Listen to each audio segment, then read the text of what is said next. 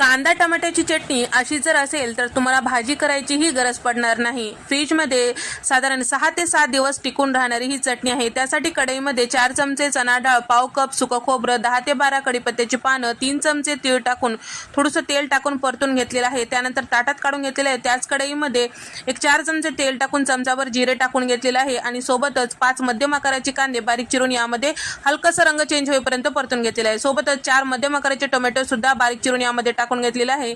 8 ते 10 लसणाच्या पाकळ्या, 2 इंचाचं आलं, 8 ते 10 हिरवी मिरची, चवीपुरतं मीठ टाकून घेतलेलं आहे। 10 मिनिटं याला वाफून घ्यायचं आहे। त्यानंतर सुरुवातीला भाजून घेतलेला मसाला मिक्सरमधून फिरून घ्यायचा आहे। त्यानंतर हे कांदा टोमॅटो थोडीशी साखर टाकून ही चटणी तयार करून घ्यायचं आहे। चटणी जास्त दिवस टिकण्यासाठी थोडेसे तेलामध्ये पावडर मसाले टाकून छान असं परतून घ्यायचं दाटसरपणा येईपर्यंत।